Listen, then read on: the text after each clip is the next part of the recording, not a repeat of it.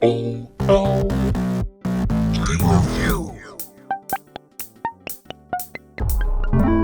Yo, what up y'all? IntraVenus here, back with another episode. Today we are taking a look at a very large package. This is a gaming console, but also a digital photo frame. It's a digital gaming frame from AISLPC. It's got a game mode and a photo mode with multiple game options. This supposedly has over 20 emulators with 15,000 games. We got Akuma fighting Akuma here on the front, and a bunch of Super Nintendo games with the backwards pictures. I think some of those are Super Nintendo games. I don't know. We got Windjammers there. I saw this pop up on Amazon.com, and there's nothing on the back here. It was like $60. This is a console that comes with the screen and two controllers for like $60. Might have been like $66. It has like a 20% off coupon right now, and otherwise it would have been like $79.99 maybe. Either way, it seems like a really good deal. Emulation has taken a step forward recently in the affordability market, and you can get a lot more consoles than you used to working very well for very low amount of money these days. It's pretty wild. As of recently, you can get all kinds of stuff for even like 20 bucks. Every year it gets wilder and wilder as of lately. So let's open this up and see what it's like inside. I have covered something similar to this on the channel, but it had a rechargeable battery and it had a less than HD screen. This is supposedly an HD IPS 10.1 inch screen, and we'll take a peek in here. There are accessories below. Accessories below, it says. We got a manual here. This is from Frameo, by the way. It doesn't say it on the front, but this is a Frameo frame. It's got a Frameo app that you can download for free, I believe, and you can load up all your photos and family videos on here, hanging on the wall, and have them playing on display. So let's go ahead and take... Whoa, hey, that is very thin. Yeah, the last... Oh, I think this is a touchscreen, too. This is bonkers, y'all. I'm gonna have to get everything out of here so this box doesn't close on me, and then we'll take a closer look at it all. So we got some cords here. This is the power cable is a USB on one side and power on the other. It comes with the power brick. That's nice. They don't usually do that these days. This thing is loaded. It's loaded for the amount of money you pay for this. Wow. Got a little stand that goes on the back so you can stand it up on the desk or table if you don't want to hang it on the wall. We got our micro SD card here and our USB dongle. Now that must mean that the controllers are below. Yes, they are. Nothing else in that black thing. Alright, these are very similar, but slightly different than the controllers that came with the last gaming TV. I don't know what you call this thing.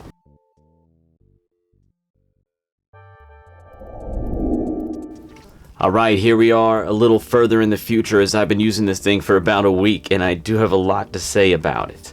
I've got some AAA batteries that are made by P.O.L here, rechargeable via USB. They're very handy with this kind of stuff.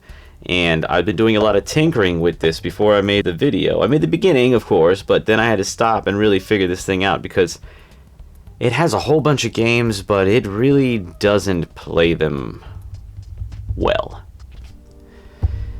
So what I found out is PlayStation, no, not really. The controllers are PlayStation controllers. They look like it, but no PlayStation. You don't really want to play the PlayStation games. You can take a look at what you might have had to offer. You know, they have the Crash Bandicoots, some Final Fantasy. Sure, you could play the Final Fantasy Origins, I bet. Let's check it out while we're talking here. But anything that's 3D, no. Not on here, yo. Not with the PlayStation. And then they have Nintendo DS on here. And it doesn't really play that either. It's actually set up really nicely, and in fact, with the touch screen and a rotatable screen there, you could make this a huge emulation screen for the Nintendo DS. It'd be pretty cool, but they screwed that up in two ways. You can't rotate the screen when you're playing Nintendo DS, and the other way is the touchscreen doesn't work. And so actually there's three ways, because the emulated touchscreen, which is this little cursor that moves around the screen, it's not programmed with the button to touch the screen. It's like they forgot to do it. And I can't get the option menus to be controlled by the controller. It's a whole thing. So DS is out. But here we have, ooh, and see here, you hear the audio right there? Nope. It's all jittery and stuff. It's just a no. It's a no for the PlayStation. We'll just do start select twice and get out of there. It's a shame, too. This thing has built-in Wi-Fi, but you go into RetroArch, and you don't have the ability to update any of the cores or anything like that, or download new ones, so that sucks. PlayStation is out. And also use A to back out, and B, I think you can switch those around in the settings, but yada yada. PSP? No, I don't think so, but let's go ahead and check it out. I tried a couple games. You know, let's try something kind of mid-level. What would that be? Like, how about a shooter? I mean, that couldn't be too graphic intensive, hard on the CPU, right? I mean, let's check it out. So PSP would be fun on here. And look at that, it fills the whole screen. Hey, that's nice. Darius Burst with some, okay. Yeah, alright. I don't know what that means. Yeah, okay. Am I pressing the wrong button? I don't know. Yeah, maybe. I don't know. Highly reflective screen. You could do some sort of non-reflective film over there. Hey, actually, you know what? This sounds like it's playing better than PlayStation. Hey, you might get some better PSP use out of this than PlayStation. It's really odd because it can handle some N64 games decently. But hey, look at this. This is working great. Whoa. I spoke too soon, maybe. You know, I've been tinkering a lot with it, but I didn't try PSP too much. I'm guessing in PSP you could do the double sticks to access the menu. Nope, maybe a select combination. Oh, there you go. Select B. We got this in here. Let's see what the settings are. We're actually running PSP at 2x resolution. That's one of the things that gets me with this is I don't understand why it could even possibly handle PSP ×2 resolution, yet it can't handle PS1 1x resolution. I've fiddled with all the cores, but there's a lot of combinations. There might be something I missed. Let's zoom you in a little further. Alright, so, you know, let's... And do we have Vulkan here? We do not have Vulkan. Let's set PSP to 1. And then back out. Exit to menu. And let's try to load Grand Theft Auto at 1x, because I think I might have tried it at 2x. And it's so reflective here. You know, I had to pick a dark shirt. I couldn't find a solid black shirt, but at least this is black with some lines in it. You know? The point of this isn't really to show you the graphics, because you know how they look. Though this screen actually looks really good. You might be able to tell in here. And maybe towards the end we'll turn off some lights. But, the screen actually is a really nice screen. That's one of the best selling parts about this. And heck, if you want to use it as a picture frame, I don't want to. I didn't really want to fiddle with that anymore. I downloaded the app to see what it was like, and you can share a code with your Frameo frame, and your friends can just upload via Wi-Fi their own pictures, and just put, see all this stuttering? Yeah, that's not good for the Grand Theft Auto. But sometimes it stutters at the beginning. Let's see what happens further on.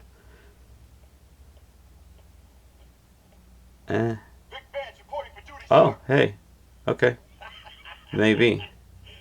But yeah, why would you want somebody uploading pictures without your control onto your frame in your house, man? They could punk you hard with some some bad pictures. You just walk in the room. It could be really funny though. It could be good.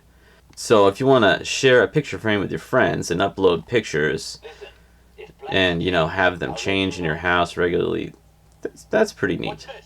Unfortunately, you'd have to have some extra support on this thing because the weight of the wire pulling at the corner of it when it's hanging up, I tried it. I tried to hang it on the wall without putting something extra like a couple tacks under the bottom for support. It hangs down at an angle because of the pull of the power cord, which is on the side, not directly in the center middle. So let's see how this works for us.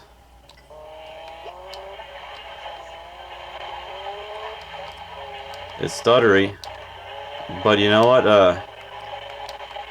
And you know what? What also is weird is I think the radio is changing on its own there because there's another button that's bad. That's just bad. So yeah, we're gonna start select out of there. So you know, basically what we're doing here at the end of this episode is I want to show you how this works.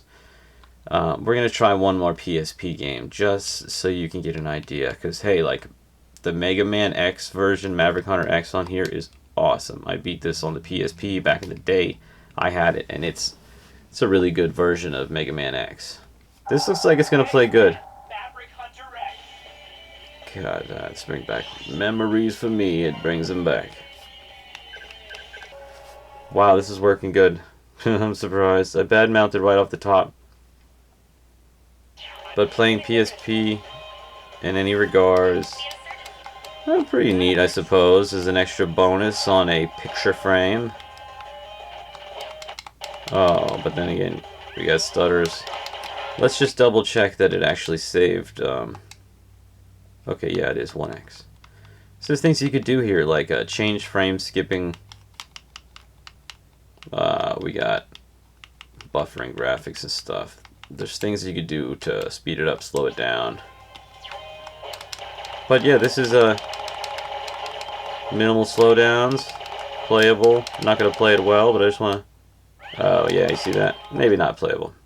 That's what I'm saying. So if we back out of here, we've got PSP, PlayStation, Neo Geo, Dreamcast, Mega Drive, Game Gear, DS, Advance, Game Boy Color, Nintendo 64, Super Nintendo, Famicom, Super Famicom, NES, we got the Game Boy, PC Engine, and Capcom systems. So it doesn't do Dreamcast well either. Just believe me. Let's try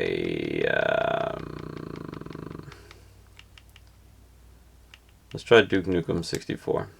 This is just something I got it propped up on, by the way. That has nothing to do with this thing. It's just so you can see a little better on the camera.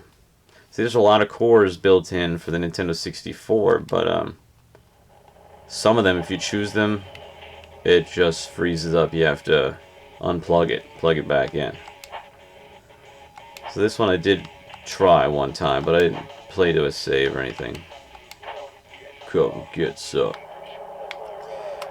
It's such a shame that the controls for a lot of these first-person shooters, if not all of them, on the Nintendo 64 have the roles of the analog sticks reversed. Because it's like back then they didn't know how they wanted to have control for analog sticks, first-person shooters, whatnot. They like, do they want to move forward with the left hand or the right hand? I don't know. This does have some graphical glitches though. Like you can see this guy through the wall. That's not right. It's loaded with Nintendo 64 games. It's a shame that it doesn't do them better. I guarantee you it's not going to play GoldenEye. Let's try some Mario Kart. Got that stuttery sound there. You might, like I said, there might be some settings.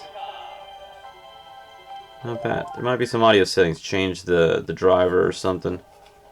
You get non-stuttering audio. But look at this. I mean, it's one thing if it stutters in the menus. It's a whole nother thing if it stutters while gaming. Because you do not, I repeat, you do not want that crap to happen while you're playing.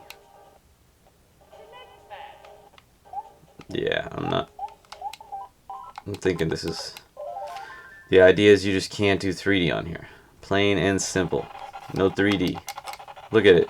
It's bad. Can't even play it. Not gonna. And so, finally, I'm going to show you DS. And I'm sure I'm going to be cutting it up in between here to make this faster so you don't have to seek through all this with me. But I want you to see DS. They included some good games here. They had Pokemon Diamond and Pokemon Black. They got the new Super Mario Brothers. This one should play, I think. Maybe. You would think so.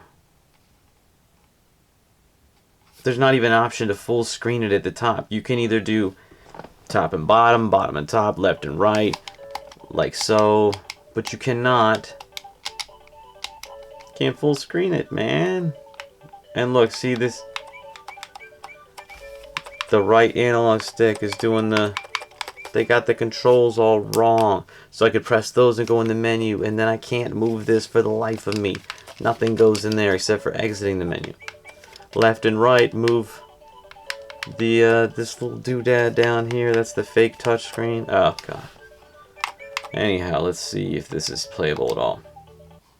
It actually runs DS pretty good if they could just get the controls right, you know. We'll see.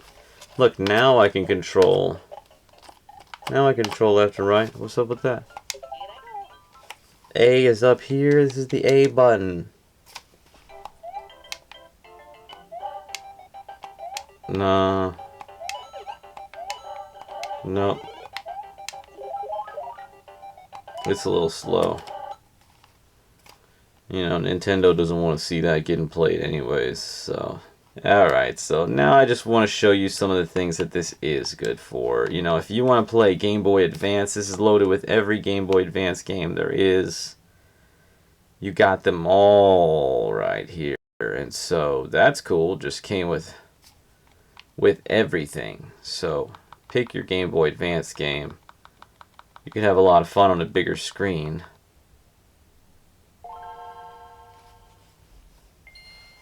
Well, this is what I'm talking about. This is pretty fun to play on here. Then there's a lot of ways to do it now, though. But you can play some Game Boy Advance with a controller. Comes with all the games. It looks good. It plays good. Sounds good. This is great. This is the way. I actually really like playing Game Boy Advance on here because it looks so good. I just don't know where to put this thing, you know? I'm not sure where to put this thing.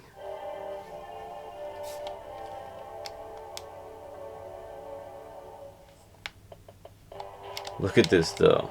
That's what I'm talking about. That is what I'm talking about right here. You know, you want something this is good for. This right here, man.